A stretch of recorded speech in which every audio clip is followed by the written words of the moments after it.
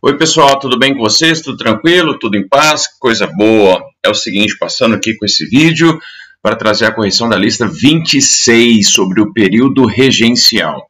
É o seguinte, vamos direto ao assunto. Questão número 1. A revolta começou a partir de uma série de disputas entre grupos de da elite local. Bem, aí, nessa questão, você já identificou que trata-se de uma revolta regencial. Então, já fica com meio caminho andado aí, né? A instabilidade política provocou a falta de confiança nas autoridades. Bom, até agora, você não sabe nenhuma outra informação de localidade desta revolta. As rivalidades acabaram resultando em uma revolta popular. Ela se concentrou no sul do Maranhão. Opa, aí já tem uma informação extremamente importante. Qual foi a única revolta regencial de grande repercussão que aconteceu no Maranhão? A balaiada. Então, lá na resposta, vocês já estão vendo aí o gabarito, e já você indicar que é a balaiada, tá? Por quê? Porque a sabinada aconteceu na Bahia, em Salvador, a cabanagem aconteceu no Grão-Pará, no Pará, e a farroupilha aconteceu no sul, no Rio Grande do Sul e depois Santa Catarina. Beleza? Então, questão número 1, letra D, não pode ser outra opção. Vamos para frente. Agora a questão número 2, vem aqui, cursorzinho, isto. A questão número 2, vamos lá. Bem, aprovado em agosto de 1834, chamado Ato Adicional propôs alterações à Constituição Brasileira de 1824. A principal delas se caracteriza por, olha só, o Ato Adicional é uma reforma da Constituição feita no governo dos regentes trinos permanentes, né? Bem, a principal mudança trazida pelo Ato Adicional é a autonomia para as províncias. Como? Foram criadas as assembleias provinciais, dando autonomia legislativa para cada província. Qual era o objetivo disso? Descentralizar a política, as decisões políticas da regência. Por isso que aqui é a letra A. A letra B está muito incorreta, substituir a regência una pela regência trina. Não, é o contrário, na verdade. Porque uma outra prerrogativa do ato adicional é justamente substituir a regência trina pela una. Porque aí depois da regência trina vai haver a regência una de Padre Feijó. Letra C, manter e ampliar o poder do Conselho de Estado. O Conselho de Estado é abolido. De extinguir a vitaliciedade do Senado. Não, o Senado continuou, os senadores continuaram tendo cargo vitalício, né? Isso mudou. Atualmente, os senadores têm mandato de 8 anos, mas é o mandato maior que existe no país, né? Muito bem, então questão 2 é a letra A de amor. Questão 3, a revolta dos malês ocorrida na Bahia em 1835 foi caracterizada. Pois bem, a revolta dos malês foi a revolta mais peculiar deste período. Por quê? Porque ela foi organizada por escravos. Ela foi articulada, organizada, divulgada e, obviamente, que a repressão contra os escravos se deu também de forma bastante exemplar. Como vocês sabem muito bem, naquele momento, todas as vezes que, tanto no período colonial quanto no período imperial, os governos reprimiam de forma muito violenta todo e qualquer movimento que questionasse o status quo. Beleza? Então vamos lá. A opção correta é a letra B, por ser a mais ampla e bem estruturada rebelião urbana de escravos no Brasil, e a única liderada exclusivamente por negros. Muito bem, foi a maior rebelião urbana de escravos que aconteceu. Embora houvesse ali a mobilização de algumas centenas de pessoas, mas essa organização nunca foi vista em nenhum outro lugar urbano. Houve motins, houve revoltas no meio rural, mas urbano, só a revolta dos malês, que assustou bastante as autoridades naquele momento, porque as autoridades temiam muito que acontecesse no Brasil, como aconteceu no Haiti, que foi uma rebelião que chegou, no final das contas, à independência do país, né? Muito bem, então, revolta dos malês, que aconteceu entre os dias 24 e 25 de janeiro de 1835, foi a maior revolta popular urbana, uma revolta de escravos que se deu no meio urbano no Brasil. Muito bem, questão... Que isso, gente? O negócio voltou para lá, para trás. Questão 4. No todo, a regência parece não ter tido outra função histórica senão a de desprender o sentimento liberal de aspiração republicana, que em teoria é a gradação mais forte daquele sentimento. Olha só, o que o Joaquim Nabuco, que foi um político muito importante no período imperial, o que ele está dizendo? É que, na verdade, o período regencial mostrou que grande parte dos políticos brasileiros estava flertando com o sentimento liberal e com as propostas liberais, com as políticas liberais. E as políticas liberais eram melhor representadas no sistema republicano. Tanto é que nós tivemos no Brasil uma espécie de sistema republicano naquele instante, né? Um federalismo.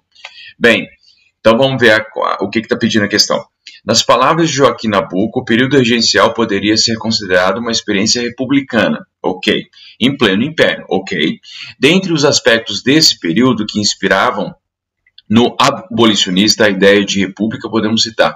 Quando ele está falando aqui num aposto, né, no abolicionista, ele está se referindo a Joaquim Nabuco, que era um abolicionista, ou seja, ele era favorável à abolição da escravidão.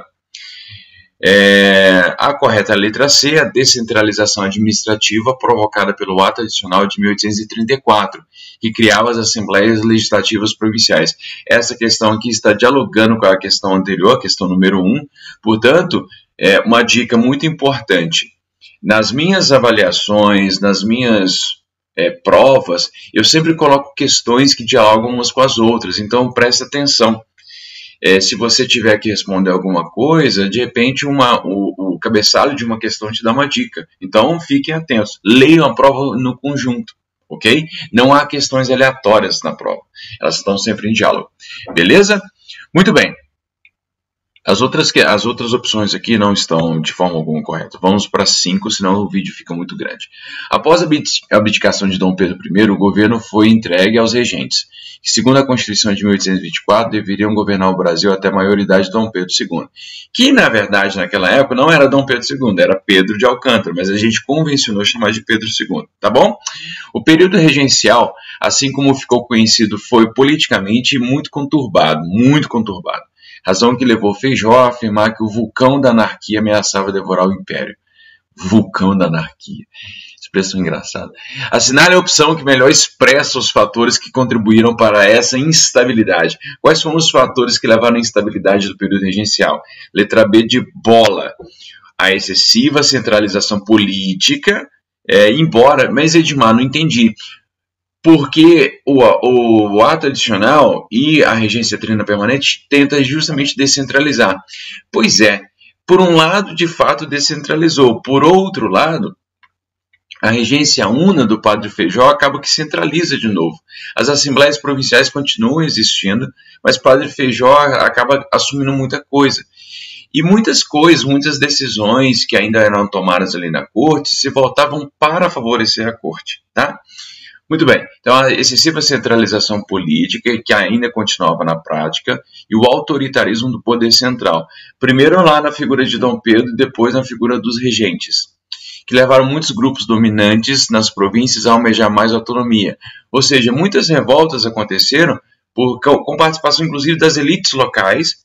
A Guerra dos Farrapos, por exemplo, uma parte da elite participou, porque queria autonomia. Tá? Na Bahia também. Houve a participação ali em Salvador, na Sabinada, né, de membros da elite. E na Balaiada também, quando teve pessoas que eram afeitas ao iluminismo, também participaram. Bem, além disso, grupos populares reivindicaram o direito de participação política. Grupos populares, principalmente negros, escravizados, índios, mestiços e por aí vai. Então, as revoltas regenciais, perceba que a gente está analisando a importância das revoltas, que demonstraram a vontade de fazer algo diferente naquele momento no país, porque o país estava sofrendo bastante dificuldade, estava passando por bastante dificuldade, principalmente relacionadas a centralização política. Muito bem. Questão 6. O período historicamente conhecido como período regencial foi caracterizado pela convulsão política que desencadeou várias rebeliões que questionavam as estruturas estabelecidas. Essa questão aqui está dialogando imediatamente com a questão 5, certo? Vamos lá, questão 7. A crise política do Primeiro Império Brasileiro, que resultou na abdicação de Dom Pedro I, teve como cerne, ou seja, centro, a disputa entre a inclinação centralista absolutista do monarca e a defesa do federalismo pelas elites econômicas regionais. A renúncia do imperador em 1831 resultou, letra A, na transferência do poder às elites regionais por meio das revoltas, por meio do ato adicional e aos regentes. Ordem política que se mostrou frágil abriu caminho para levantes oposicionistas e populares. Havia uma demanda muito grande no período do governo de Dom Pedro I para descentralizar a política, até que os regentes, em 1834, atendem a essa demanda. Entretanto, na prática, a coisa continuou centralizada. No final das contas, a teoria dizia uma coisa, a prática dizia outra, essa confusão acabou levando a várias revoltas. E essas revoltas fragilizaram ainda mais os poderes naquele momento, tanto o poder regencial quanto os poderes locais. Então, por isso, é a letra A, de amor. Questão 8. Tem um mapinha aqui mostrando as revoltas, as principais, né? Cabanagem, Balaiada, Sabinada e Guerra dos Farrapos. Embora, né, o mapa é de 2000, então a leitura que se fazia, por exemplo, do Levante dos Malês naquela época era uma leitura diferente. Hoje se faz uma leitura muito mais sofisticada, uma leitura muito mais aprofundada sobre a importância da Revolta dos Malês. Enfim, mapa bobo, tá? Tinha que ter colocado a Revolta dos Malês ali também. Muito bem. As rebeliões mostradas no mapa, questão correta, letra D, colocar em risco a unidade político-territorial do Império Brasileiro. Por quê? Porque a cabanagem queria a separação, a Sabinada queria a separação também, mesmo que até a maioridade de Dom Pedro II, a revolta, a Guerra dos Farrapos também queria a separação, tá bom? E se tivessem sido bem-sucedidos, o Brasil hoje não seria deste tamanho, seria coisa diferente. Seria um território diferente. Entre 1835 e 1845 estouraram revoltas. Percebeu que é o seguinte, já no enunciado, ele está colocando uma data que não corresponde exatamente ao período da regência. Porque houve duas revoltas que se estenderam para além do período regencial, que foram a Guerra dos Farrapos, ou Revolução Farroupilha, e a Balaiada, lá no Maranhão. Tá bom? Estouraram revoltas em diversas províncias brasileiras. A revolta dos Malês, em 1835, teve por base a cidade de Salvador, na Bahia. A Balaiada, 1838 e 1841, alastrou-se pelo Maranhão e Piauí. A Farroupilha, 1835 e 1845, desenrolou-se no Rio Grande do Sul e Santa Catarina. Letra A. A ponte indique uma característica de cada revolta indicada no enunciado. Bem, aqui eu coloquei, então, revolta dos Malês, tá, de cada revolta, isso. Rebelião liderada por escravos africanos, islamizados que tentaram implantar na Bahia um estado de modelo haitiano, mas não só haitiano, né, governo de escravos, mas também como uma república islâmica, não, uma monarquia islâmica, desculpa, é uma monarquia islâmica, tá? Baseada nas leis do Corão. A Balaiada, violenta revolta de caráter popular, realizada por sertanejos e escravos fugidos, que também tinha a intenção de acabar com a escravidão, de melhorar suas condições sociais. E a Revolução Farroupilha, que era a revolta dos estancieiros, que são os fazendeiros gaúchos, que reclamavam com as regências a questão da cobrança de imposto, porque se cobrava muito mais imposto dos produtores gaúchos do que dos produtores uruguaios. Então, o charque, que é a carne seca uruguaia, era mais barata do que a carne dos gaúchos. Por isso eles se revoltaram e aí então eles almejaram autonomia, ou seja, separação. Então eles queriam separar do país. B. Do ponto de vista das propostas sociais, qual a grande diferença entre os projetos da Balaiada em sua fase final e os do Farroupilha? Aí a minha resposta foi: enquanto a balaiada propunha a libertação dos escravos e melhores condições de vida para os sertanejos, a farroupilha defendia a manutenção da concentração fundiária e do predomínio da aristocracia rural. Ou seja, os farrapos eles não tinham uma proposta de mudança social radical. Eles queriam a manutenção da estrutura fundiária, ou seja, baseada na grande propriedade, e também o privilégio da aristocracia, ou seja, que mandava ali na região. Não havia nenhuma proposta para a melhoria das condições de vida da população mais pobre. Já a balaiada queria a melhoria nas condições de vida das pessoas mais pobres. Beleza? C. Em que contexto da política brasileira ocorreram tais revoltas? Aconteceram no período regencial, né? Caracterizada pela grande instabilidade política e social. E também pode ser caracterizada pelo antagonismo, pela disputa, pela treta entre centralistas, que eram os conservadores, e os federalistas, que eram os liberais moderados, enfim. Tá bom? Moçada, qualquer dúvida que vocês tiverem, é só me chamar que eu estarei disponível para atendê-los naquilo que vocês precisarem. Um grande abraço e até a próxima. Tchau!